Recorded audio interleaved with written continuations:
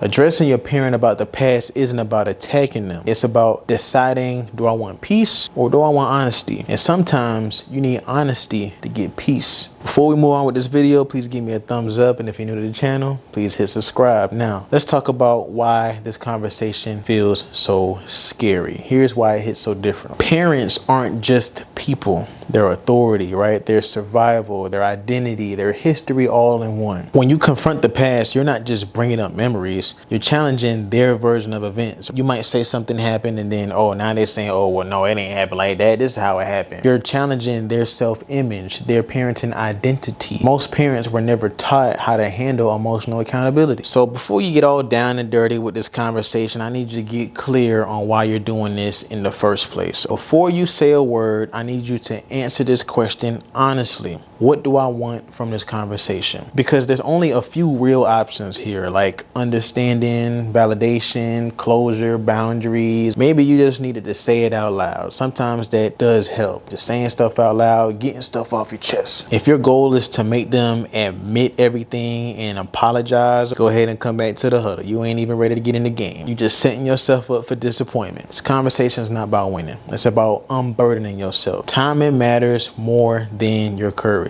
I want you to understand this. Not every moment deserves honesty. And what I mean by that is, don't do this in the middle of an argument. Don't do this like during the holidays when you got everybody over, granny over, she got her pie. That's just horrible timing. You don't want to do this when emotions are high. You don't want to do this when you dysregulated. Girls, you know what I'm saying? Maybe if it's that time of the month, you know what I'm saying? You probably don't want to do this. You know, that might have been a little too far, so I'm sorry. I don't know if I told y'all to like the video yet, so I'm gonna pause right here and tell y'all, go ahead and like this video, and if you're new to the channel, please hit subscribe. But let's continue on with the conversation. I want you to choose a calm moment. Choose privacy. That way there's emotional capacity on both sides. Here's how you actually start the conversation. Don't start with no accusations. Don't start with pointing the finger, blaming them for this, and that. Oh, you messed up. You were a bad parent. You never cared. Instead, you can say something like, there are things from my childhood that still affect me, and I want to talk about them so I can heal. You don't have to say that verbatim or whatever, but just know that something along those lines are going to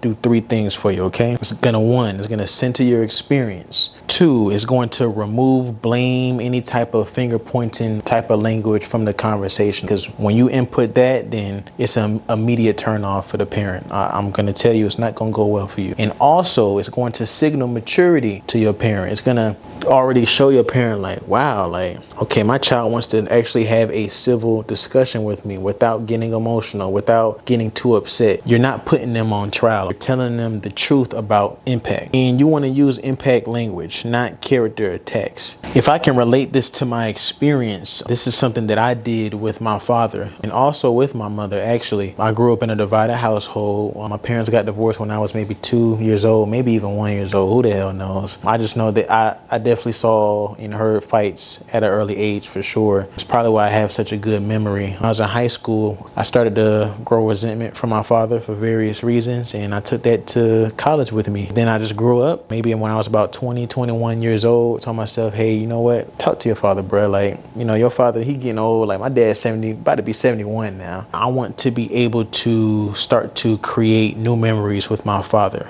good memories with my father. I want to be able to pull wisdom from my father. Me starting the conversation with him did look like, hey, I want to talk about the past. I'm not here to attack you. I'm not judging you for anything. I just want to talk about things that happened and how it made me feel at that time. We spoke about it. He received it. He explained some things and also helped me gain perspective on the whole situation entirely. And I did the same with my mom. I forgave my mom as well. I told her how I felt like she abandoned me. When my parents got divorced, she started moving. Like, she moved to Columbia, and then she moved to North Carolina, and then she moved to freaking Delaware, whatever, Jersey. When I was a kid, I never got like, why are you moving away? Because my mom was the favorite back then. And you know, if you got a favorite parent, it's like the last thing you want them to do is just abandon you. Through my mature demeanor, I was able to get what I was looking for. And let's actually move on to what responses we may see from our parents. I do want to be realistic here. I don't want to just pump y'all up up with all this motivation and then you get discouraged because it just doesn't go how you expected it to go. Because you might hear from your parent, oh, I did the best I could, or that's not how I remembered it, right? And some parents may be a little more egotistic and you're too sensitive, or, you know, get out of here. My parents were worse. You had it better than me. Or some parents just might not even say anything at all. They might just be silent. And I want you to understand that none of those mean that your feelings are invalid. They just mean that your parent, they're just bumping into some things from their past at the end of the day that they haven't healed themselves. And this is where emotional maturity matters. You don't have to convince them. You just have to stand in your truth calmly. Because sometimes the parent is not emotionally equipped to give it, and that hurts. I understand that that does hurt. The truth about that is healing doesn't require permission. You can acknowledge pain even if they can. You can set boundaries even if they disagree. You can move forward without full closure. Closure isn't something that someone gives you. We always wait around for closure for a lot of things. Understandable, but I want y'all to start taking y'all closure, because closure is something that you choose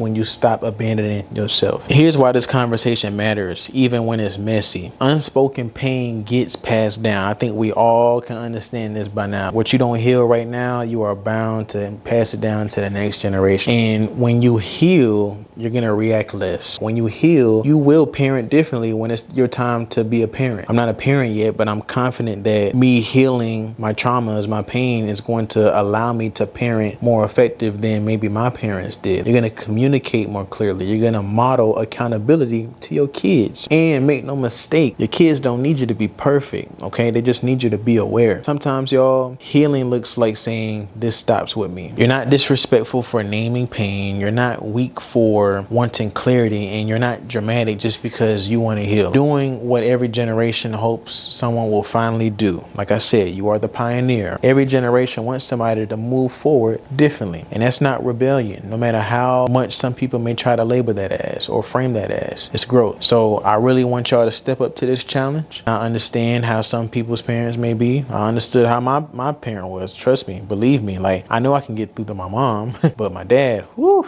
Oh my gosh, I didn't know what to expect. Are you kidding me? But I did it. I did it because literally I had nothing to lose. I stood on my intention, and that intention was to just say what I had to say. If you expecting apologies, then you playing yourself, partner. Don't expect no stimulus check from your parent to right their wrongs. Just go in there, say what you got to say, head out. Let them reflect. Don't pressure them too much on things, and you keep it at that. And then from there, you continue to be intentional about initiating better moments with your parent.